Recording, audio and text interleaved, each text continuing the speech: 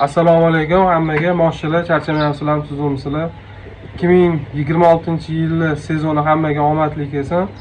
Biza mana urug'imizni tanishtirib o'tganmiz 2-3 yil oldin. Bu Jizzaxga kelganmiz hozir. Jizzax cho'l tumani O'zbekiston MFSiga kelganmiz. Akamiz mana Abror aka ismlari. O'tgan yili shu hosil olganlar, yaxshi hosil xudo xolasa mana shu moshimizdan shu immunni shu brenddagi hosillar o'zlariga nima qilamiz, mana yuzlarimizni tushuntirib o'tib ketadilar. O'tgan yili bu moshdan sepma usulida ekkanmiz. Sepma usulida gektariga 20 kilodan sepganmiz. Hosildorliklari yaxshi bo'lgan. Gektarida 2 tonna 100 o'sha atrofi bergan. Preslari ham yaxshi chiqqan.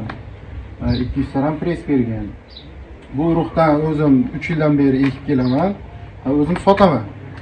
Mana shu O'zbekiston MF hududiga, Mirjo'jon hududida o'zimiz sotamiz bu urug'dan. Buni qatorlatib 76 sxemada ekkan dehqonlarimiz 1 tonna 700-800 atrofida olishgan.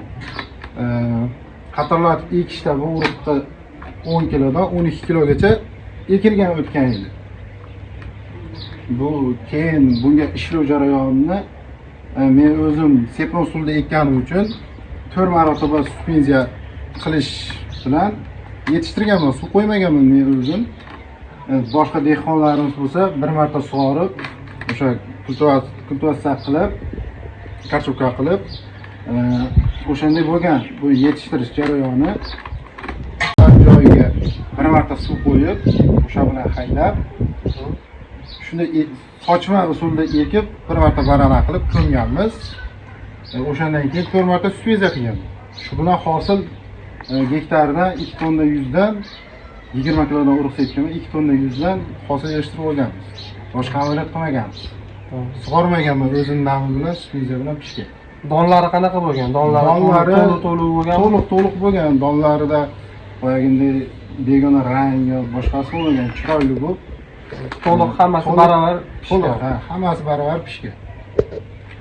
Xuloslar, ana aziz dehqonlar, xudo xolasa, mana shu tumanda bo'ladigan bo'lsa, bemalol akamizga murojaat qilasizlar, xudo xolasa pastda nomerlarni qoldiramiz.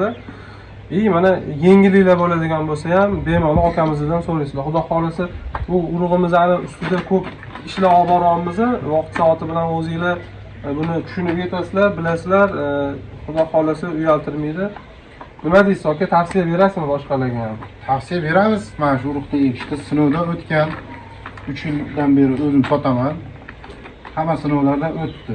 Hali hech kim sizga pretenziya qilib kelmadi. Yo'q, hali hech kim buni urug'da chiqishidan yo hosilidan u bilan muammo bo'lgani yo'q. Bunga talab kuchayib boryapti. Men o'zim mana shu sotayotgan hududimda yildan-yilga talab kuchayib boryapti. Bu talab dehqonlar orasida ham kuchayib boryapti, xudo xolasa. Xitoyda ham so'rayotgan narsasiga javob beradigan standartdagi mosh bo'lyapti bu. O'sha katta ham emas, kichkina ham emas.